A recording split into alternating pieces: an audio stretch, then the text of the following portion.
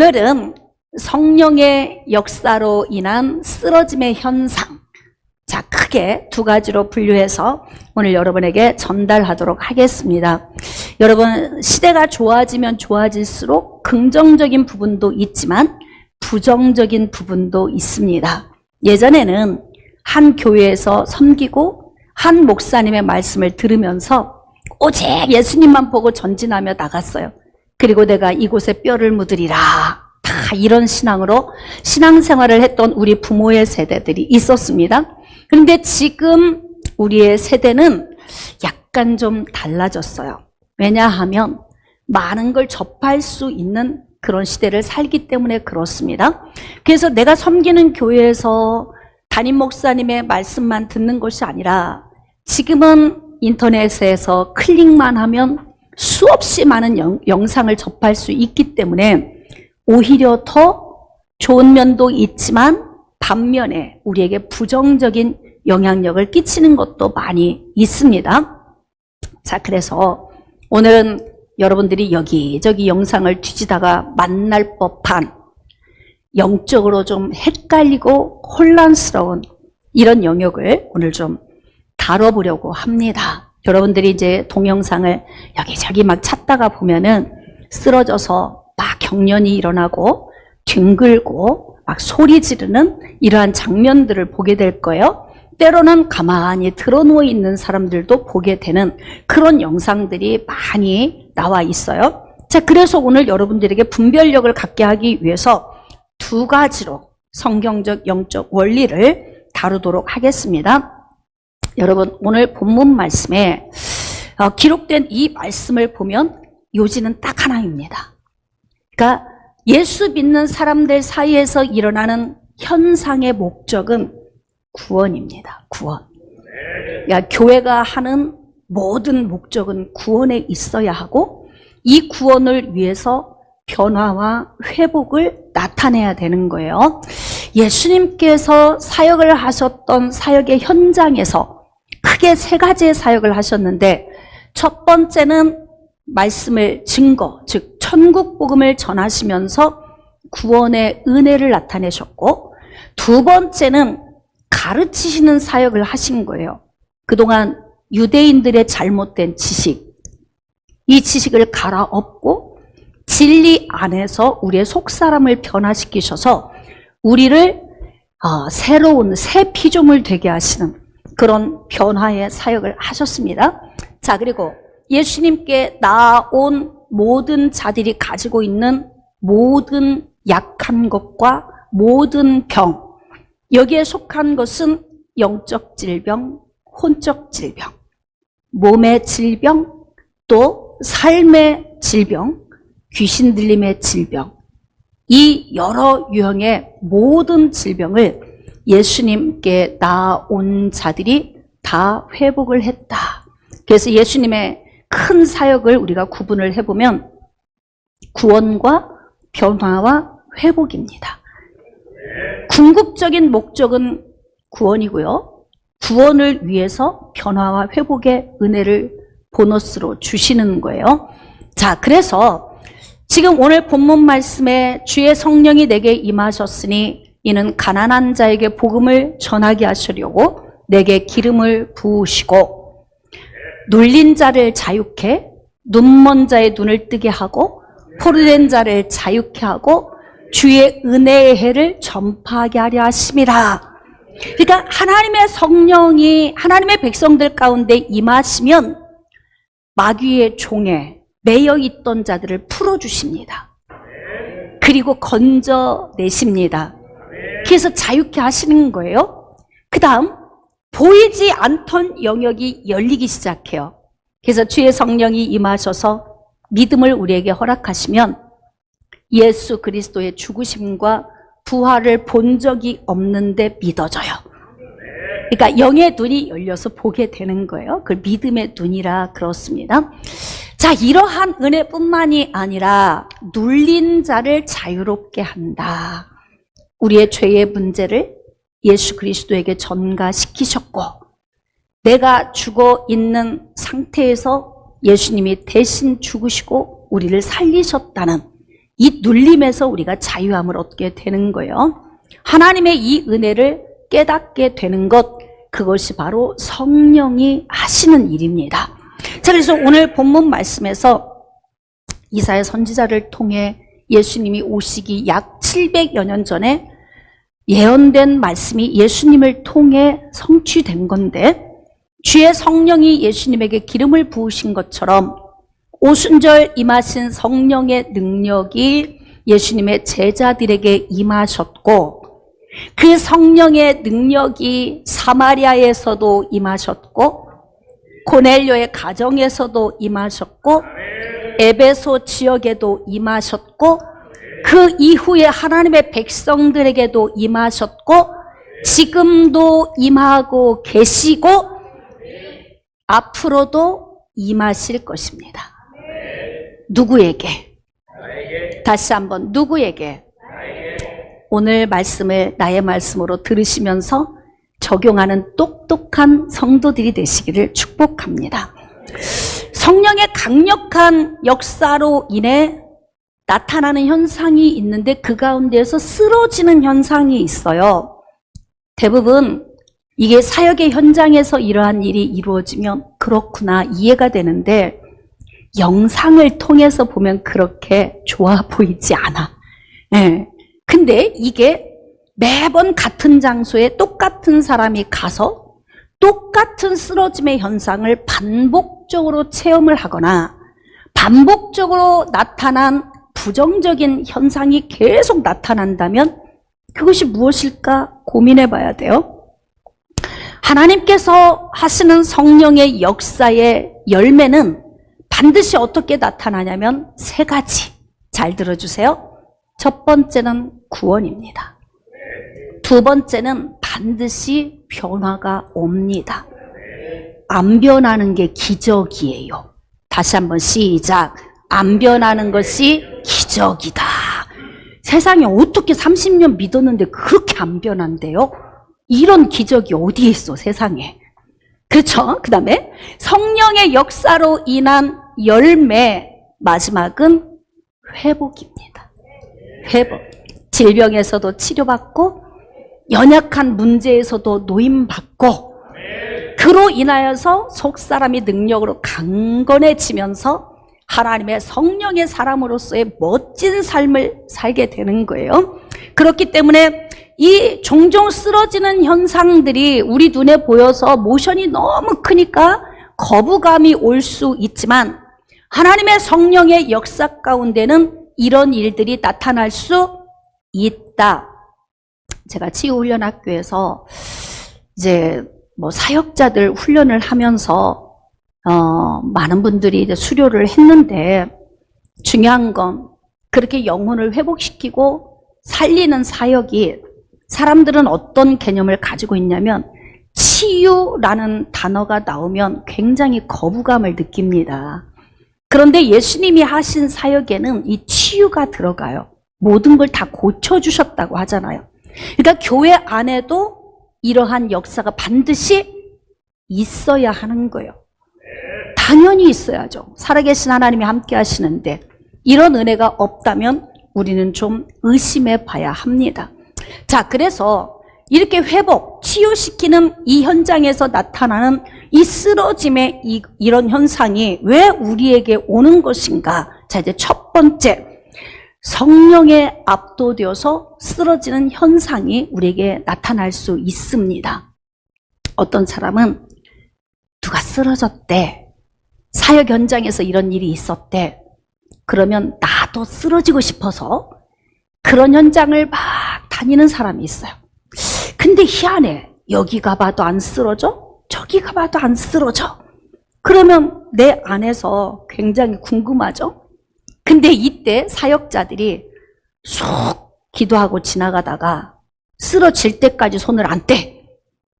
그러면 어떡하느냐? 슬며시 쓰러져 준다. 이런 이야기를 제가 많이 들었어요.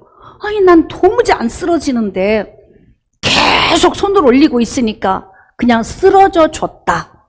그래서 전체적인 교회 분위기가 주의 종이 손을 올리면 다 푹푹푹 떨어져 쓰러졌다. 잘 고민해 봅시다.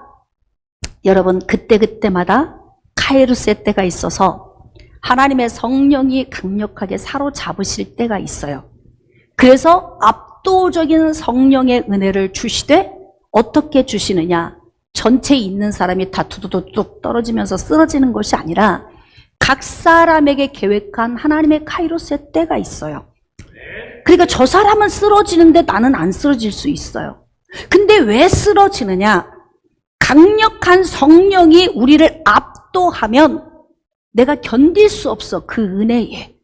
그래서 몸에서 힘이 빠지고 쓰러지는 그런 역사가 나타날 수 있어요. 자, 이제 이 말씀을 듣기 전에 여러분들이 꼭 알아야 하는 것, 쓰러지는 현상이나 기타 눈으로 보여지는 어떤 현상이 많이 일어난다고 곧 능력은 아니다. 현상에 사로잡혀서 반복적으로 똑같은 현상이 계속 일어나는 것은 굉장히 위험합니다. 예수 없이 그런 현상만을 쫓다가 이탈되는 경우도 많이 있기 때문에 그래요. 그래서 이렇게 성령에 압도되어 나타난 이 쓰러짐의 현상을 경험했던 종종 이 사람들에 대해서 성경이 요소요소에 기록되어 있는데요. 오늘은 제가 이제 다니엘에 대해서 좀 소개를 해보려고 합니다. 다니엘서 10장 2절로 3절. 그때 나 다니엘이 새 이래 동안을 슬퍼하며 새 이래가 차기까지 좋은 떡을 먹지 아니하며 고기와 포도주를 입에 대지 아니하고 기름을 바르지 아니하니라. 자, 이게 무슨 이야기냐면 3주 동안 금식을 하면서 기도를 한 거예요. 이유는 하나님이 보여주신 그 환상 때문에 너무 근심이 되었다고 기록이 되어 있어요. 그래서 이제 작정하고 하나님 앞에 기도를 하는데 환상 중에 그림이 보여지는 겁니다. 다니엘서 10장 5절. 그때 내가 눈을 들어 바라본즉 한 사람이 세마포 옷을 입었고 허리에는 우바스 순금띠를 띠었더라. 또 그의 몸은 황옥 같고 그의 얼굴은 번갯빛 같고 그의 눈은 횃불 같고 그의 발과 발은 빛난 녹과 같고 그의 말소리는 무리의 소리와 같더라. 성령께서 강력하게 우리를 압도하시는 목적은 무엇이냐면 하나님 당신의 일을 계시하시기 위한 거예요. 그러니까 저는 확실히 믿거니와 차출병은 반드시 이러한 경험을 하게 됩니다. 하나님이 하나님의 사명을 맡기기 위해서 부르셨는데 하나님이 압도적인 은혜를 안 주신다. 그 길을 갈 수 있을까요? 저희 아이들이 제 곁에서 저를 일거수일투족을 다 지켜보잖아요. 통화하는 소리 달래고 어떤 때는 내가 빌고 어떤 때는 울고 이 모든 행동을 아이들이 옆에서 다 지켜봐요. 저한테 이런 얘기를 해요. 엄마, 제가 보기에는 감당하기 어려울 것 같은데 어떻게 감당하세요? 이렇게 이야기를 해요. 그때마다 제가 이렇게 대답합니다. 하나님이 함께 하셔서 감당할 수 있는 힘을 주신다. 네, 그러니까 전진이 되는 거예요. 지원병은 그래서 중도 포기하는 거예요.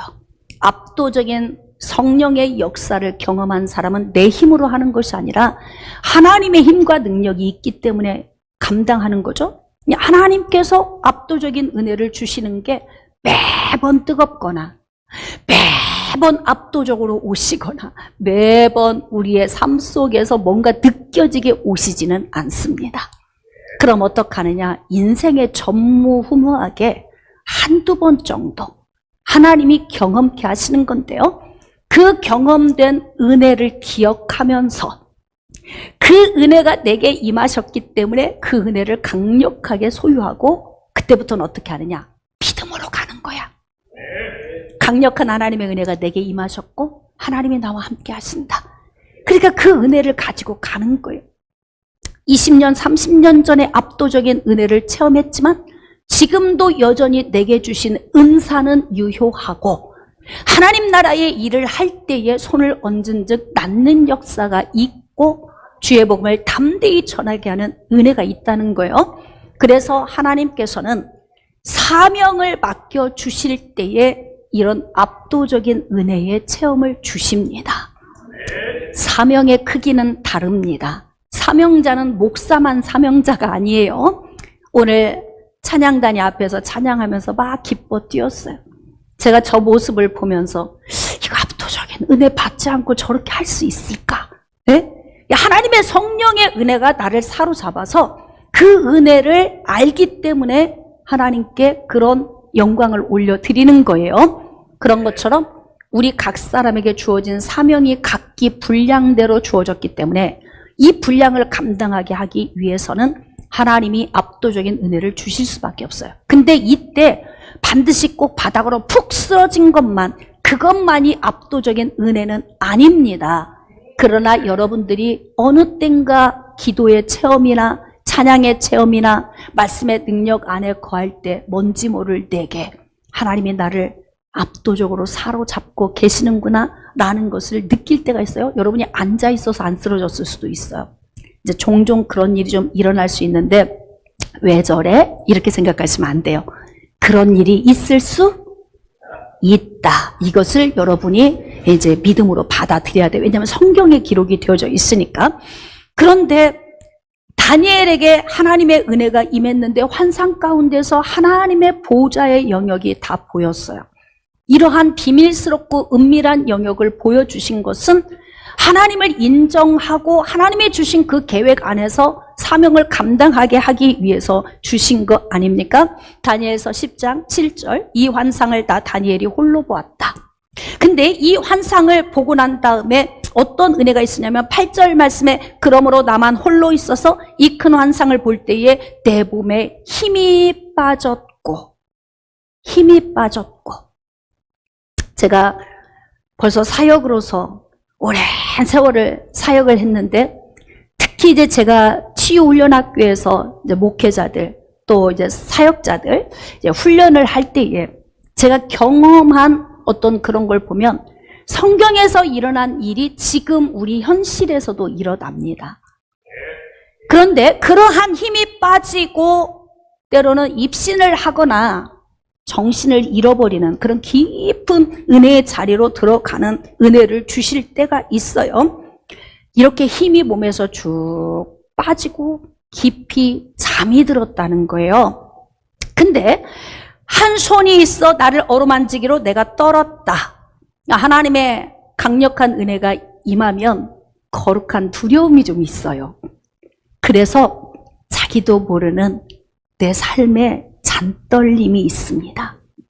근데 이게 두려움의 떨림이 어둠으로부터 오는 두려움의 떨림이 아니라 너무 거룩하고 너무 크신 하나님을 본 그 상대적으로 내가 너무 썩은 듯한 더러움이 느껴질 때 나를 향한 그 두려움이에요. 근데 이때 하나님의 그 어루만짐을 느끼게 되면 그때부터 그 체험의 은혜가 평생 내가 사명자의 길을 갈 수 있는 힘이 되는 거예요. 저도 강력한 은혜를 체험했지만 이런 은혜가 매번 오지는 않습니다. 그럼 어떡하느냐? 내게 주어진 그 불씨를 날마다 훅 불어서 속에 감춰져 있는 이 불씨를 훅 불어 살리고 훅 불어 살리고 기도로 불어 살리고 찬양으로 불어 살리고 말씀을 묵상하며 불어 살리고 그러면서 하나님이 내게 주신 그 은혜를 기억하면서 그 은혜의 자리에 늘 머물러 있는 거예요. 그래서 대체적으로 이 열정이 식지 않는다. 진짜 압도적인 은혜를 체험한 사람은 열정이 식지 않아요. 그래서 하나님의 그 열정이 내 열정이 되어서 가는 거죠.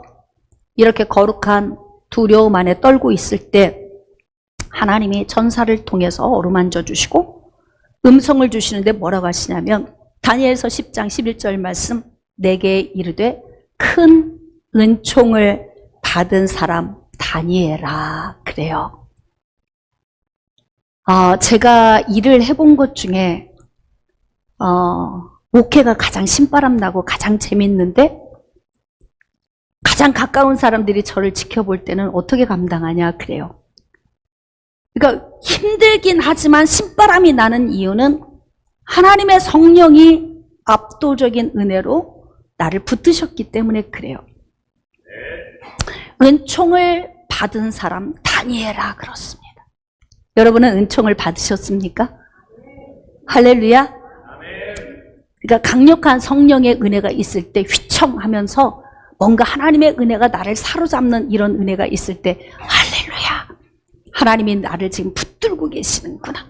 내 안에 기쁨이 임하고 속사람에서 생수의 넘쳐 흐르면서 하나님의 은혜가 나를 제압할 때 이때 나를 복종시키고 하나님 은혜 안에 나갈 수 있는 힘이 생기는 거예요. 그래서 저도 그 압도적인 은혜를 입고 난 후부터 저에게 생긴 현상이 있어요. 내가 없어. 성도들은 좀 이해하기 어려울 수 있어요. 목사님이 왜 저렇게 즉흥적으로 일을 하시나? 왜 이렇게 계획 없이 일하시나? 이럴 수 있거든요. 내 계획 아무리 세워도 소용없어. 하나님 나라의 일은 하나님의 계획을 쫓아가는 건데요. 하나님의 계획은 10년치를 다 주지 않아요. 1년치도 주지 않습니다. 하나님의 계획은 당장 내가 하나 풀어가야 할 이 계획을 나타내 주시고 이거 하나 풀어가면 다음 단계, 또 하나 풀어가면 다음 단계. 하나님 우리가 감당할 만큼 주시는 거예요.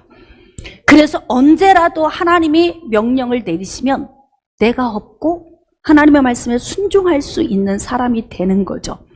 그래서 성령이 압도적으로 우리를 제압하면 몸에서 힘이 빠지고 나를 버리게 되는 그런 은혜의 자리로 나가게 되는 거예요.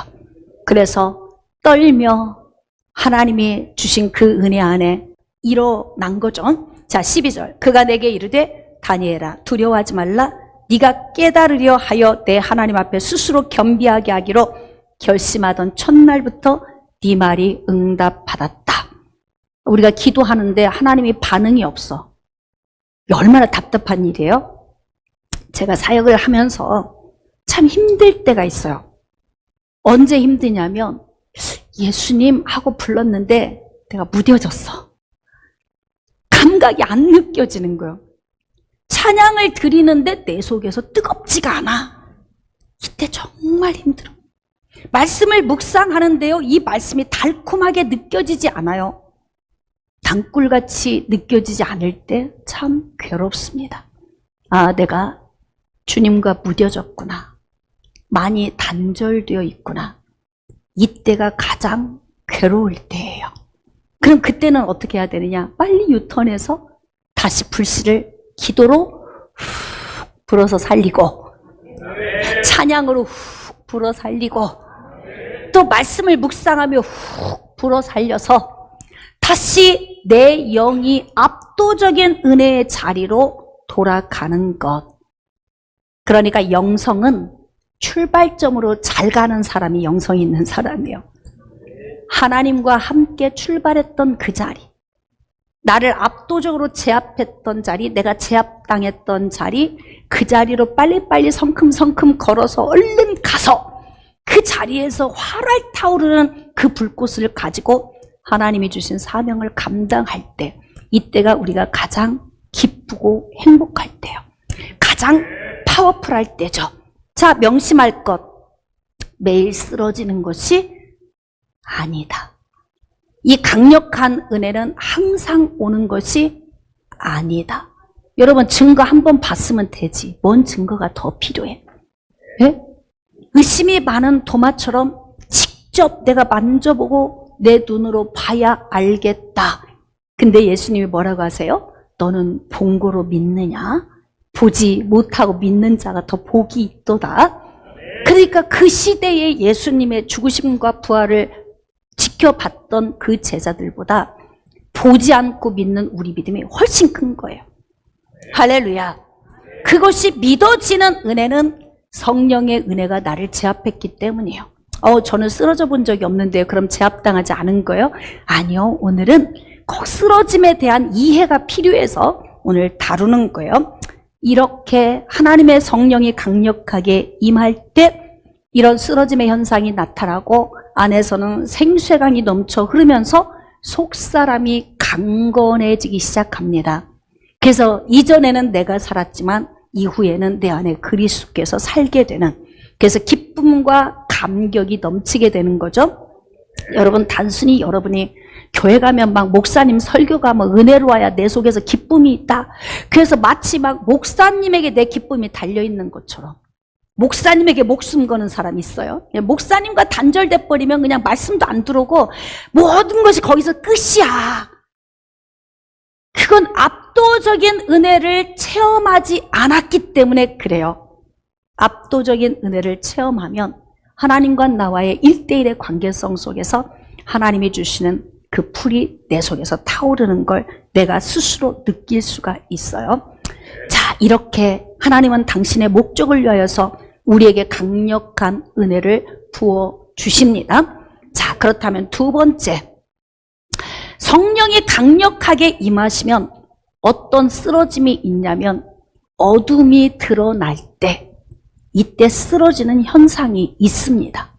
제가 이제 인터넷에 많이 떠돌아다니는 영상들을 가끔 접하면서 참 저 목적을 어디에 두고 지금 저 사역을 하는가. 모든 사람이 다 쓰러져서 막 경기를 일으키고 막 떨고 있고 뭔가 좀 비정상적인 어떤 이런 모습을 보일 때 저들이 처음 가서 만난 일이 아니고 반복적으로 저기에 마약에 이렇게 막 빠져드는 것처럼 그런 데만 찾아다니는 사람이 반복적인 그런 문제가 발생한다면 저건 심각하다. 그건 신비주의에 빠진 거예요. 하나님의 영역은 엄청 신비롭습니다. 정말 하나님은 놀라우십니다.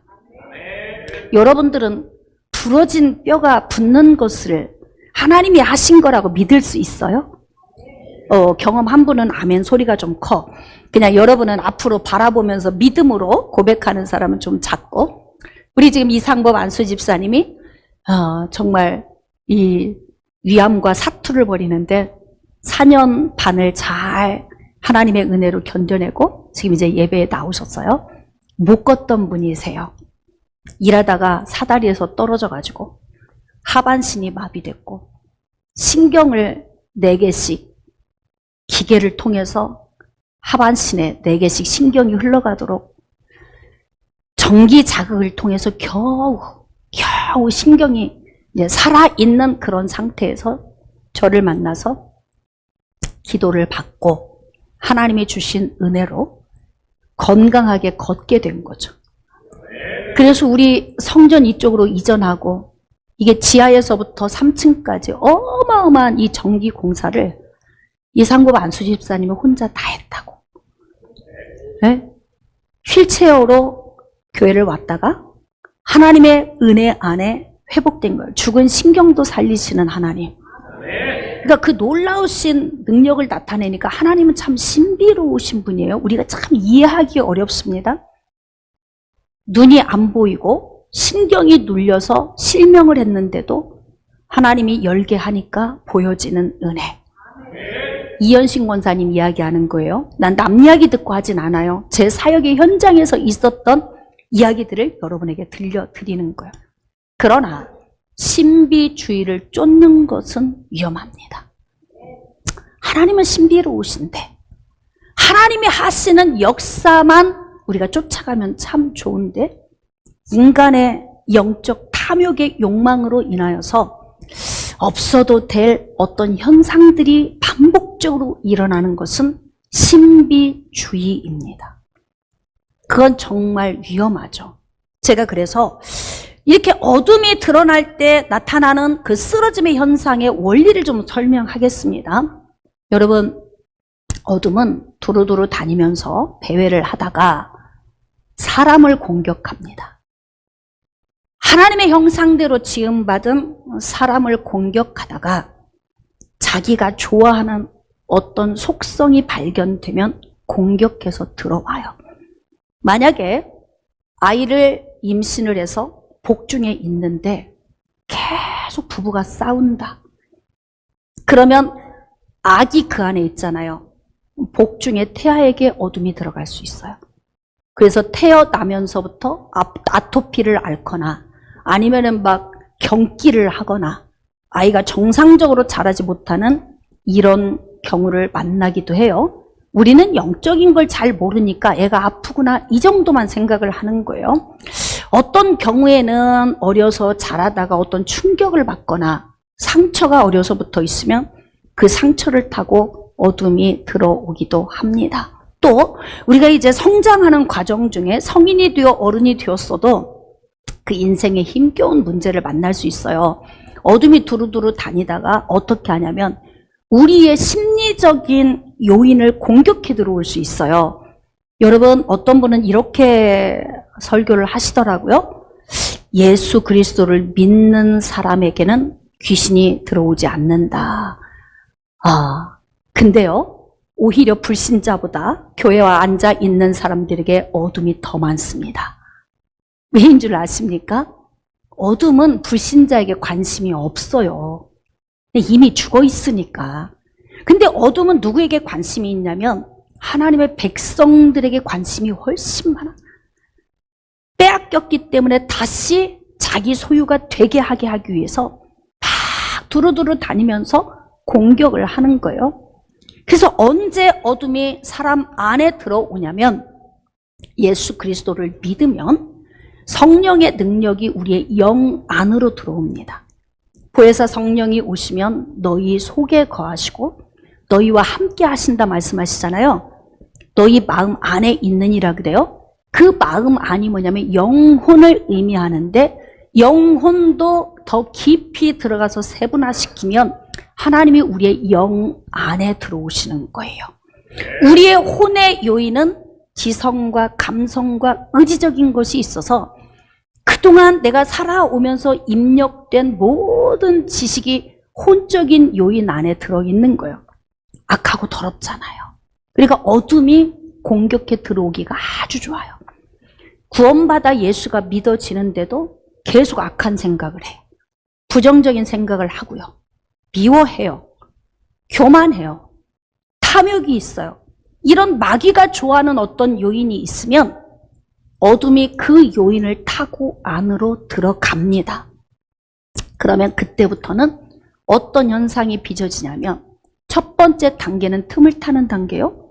두 번째는 가룟 유다의 속에, 탐욕의 속에 마귀가 속으로 들어간 것처럼 귀신의 영이 사람 속 안으로 들어와. 어디로? 혼이라고 하는 그 집으로 들어가는 거예요. 거기에는 뭐가 있어요? 교만, 탐욕, 미움, 분노, 증오, 막 이런 욕망 이런 것들이 막 안에 잔뜩 들어있죠. 그러니까 내 생각이 대체적으로 깨끗하다면 어둠의 공격을 덜 받고, 안 받는 건 아닌데 내 생각의 동기가 악하다. 정말 누가 보더라도 왜 저 사람은 저렇게 부정적이야? 왜 저렇게 생각이 악해?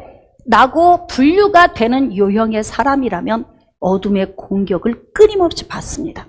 그러다가 어둠이 안에 들어가죠. 환청이 들리고 환시가 열리고 불면증에 시달리고 우울증에 시달리죠. 그리고 몸이 여기저기 막 아프기 시작해요. 왜? 어둠이 타고 들어와서 그 사람을 도둑질하고 죽이고 멸망시키려는 목적을 갖고 있기 때문에 그래요. 그러니까 제가 여러분들에게 뭐라고 하냐면 어지간하면 빨리 털어라. 그냥 더러운 쓰레기통을 계속 놔두면 여름 같은 때 막 날파리 생기죠. 조금 지나면 벌레 생기죠. 막. 그러니까 빨리 치워야 돼. 아픔이 안 올 수는 없어요. 문제가 안 올 수는 없고 늘 우리가 누구를 사랑하는 마음만 있는 건 아니에요. 미울 수 있고 섭섭할 수 있고 있는데 이 문제를 빨리 해결하는 것이 좋다. 내가 부정적이면 이 부정적인 것이 가정 안으로 들어가요. 제가 얘기했죠. 임신한 상태에서도 내가 상처를 입거나 내 생각 자체가 더러우면 복중에 있는 태아도 영향력을 받는다. 근데 심지어 같은 가정 안에 있는 나의 가족, 식솔들의 영역까지도 어둠은 같이 공격해요. 그래서 같은 말을 하고 같이 부정적이고 같이 악한 말을 나누면 어둠이 같이 공격을 해서 역사하게 되는 거예요.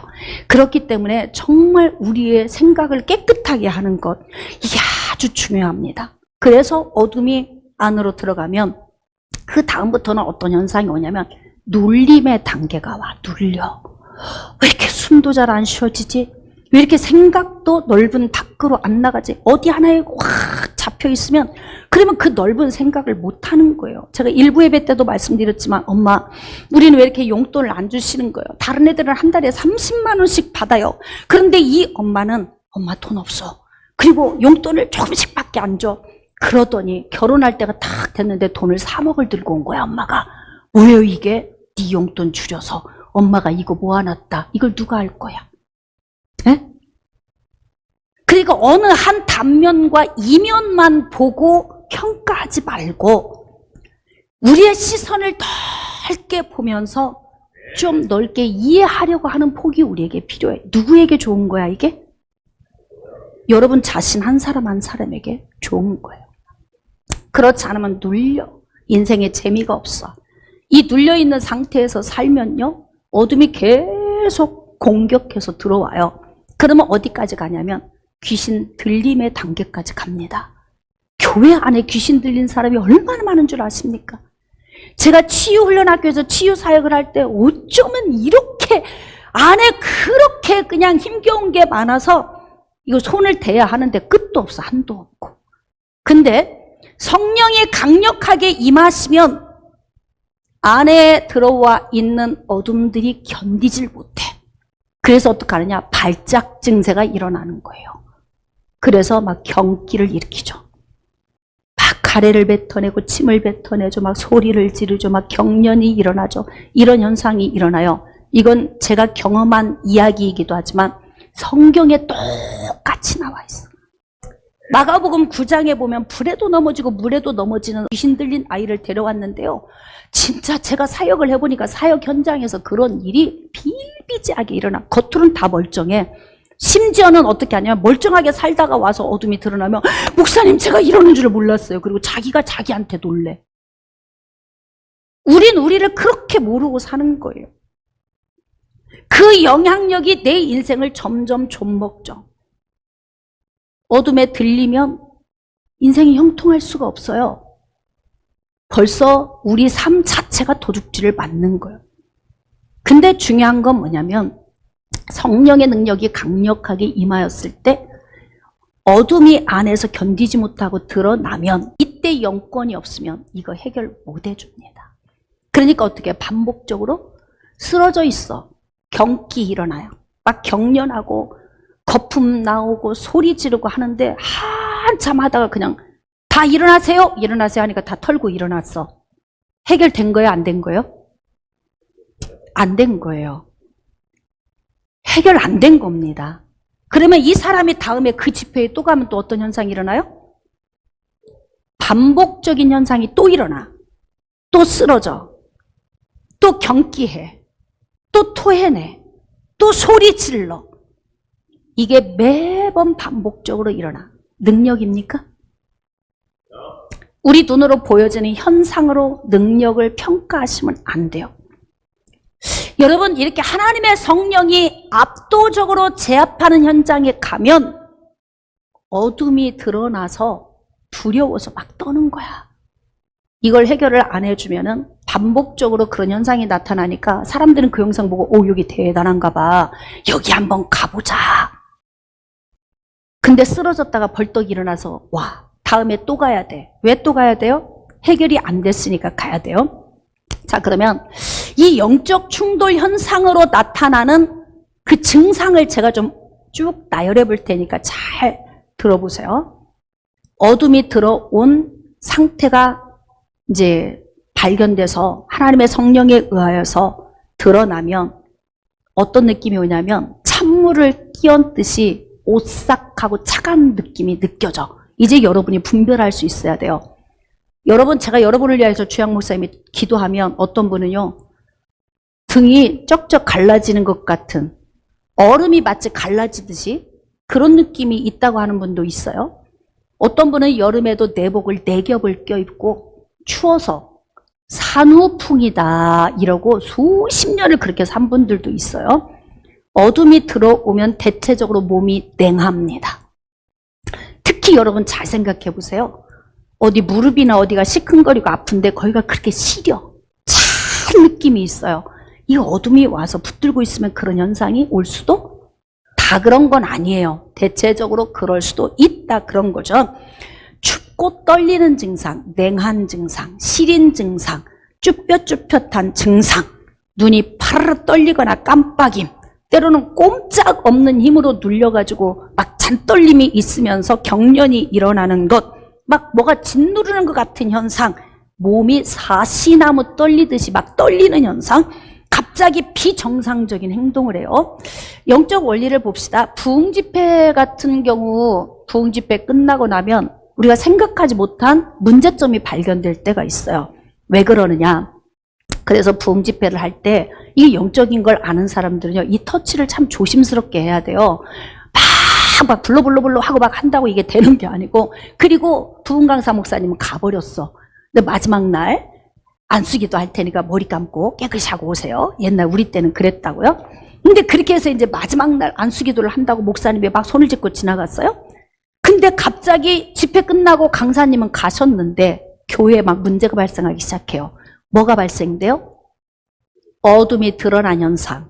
이 영적 충돌 현상 때문에 갑자기 정신이 이상해져서 이상한 행동을 하는 사람들이 나오기 시작한다 이 말이에요. 근데 담임 목사님은 부흥 강사가 다 알아서 해주겠지 하고 영적 원리를 아무것도 모르는 상황에서 부흥 집회하고 떠나버렸는데 이 뒷관리를 할 수가 없는 거야, 담임 목사님이. 부흥 강사님이 오셔서 해결해줘요? 해결 안 해주잖아요. 그럼 어떻게? 안에 들어서 막 20년, 30년간 잠자고 있던 어둠이 훅 드러나서 그때부터는 이제 미쳐서 다니는 거야. 제정신이 아니고. 그러면 되게 사람들은 뭐라고 이야기하냐면 이 교회 부흥 집회 잘못했어. 부흥 집회 하다가 귀신 들렸어. 아니에요. 그거 아니에요. 그럼 뭐냐?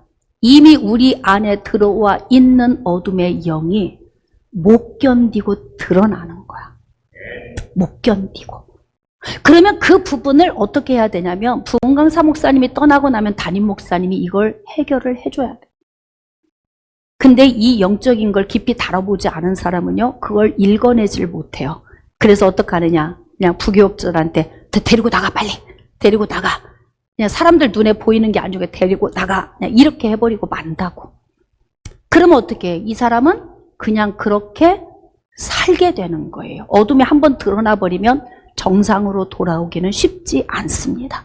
그래서 그런 상태를 영적 지도자가 잘 관리를 해줘야 되는 거예요. 그러니까 제가 여러분들에게 좋은 생각, 좋은 마음을 갖는 게 좋다. 왜냐? 안 좋은 마음 속에 어둠은 계속 들어옵니다. 그래서 어떻게 하냐? 이렇게 어둠이 더러운 귀신이 나갔다가 안에 말씀으로 채우고 하나님의 영으로 채우지 않으면 악한 귀신 7을 데리고 들어온다 그러잖아.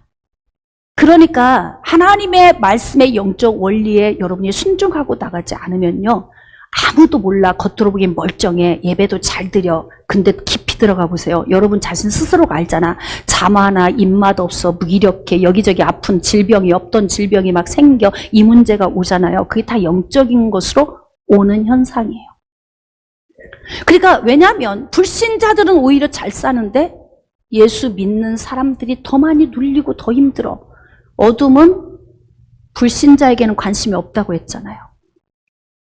하나님의 백성들을 다시 뺏어가고 싶어서 공격을 하기 때문에, 그래서 오히려 불신자보다 신자들 안에 어둠의 문제가 훨씬 많다. 근데 중요한 건 뭐냐면 하나님의 말씀의 능력이 여러분 안에 들어가서 그 말씀의 능력으로 여러분이 여러분 자신을 꺾고 미움을 해결하고 증오의 문제를 내려놓고 교만도 내려놓고 탐욕도 내려놓고 욕망도 내려놓으면서 말씀을 여러분이 부지런히 채우면 어둠이 안에서 녹고 소멸되기 시작해.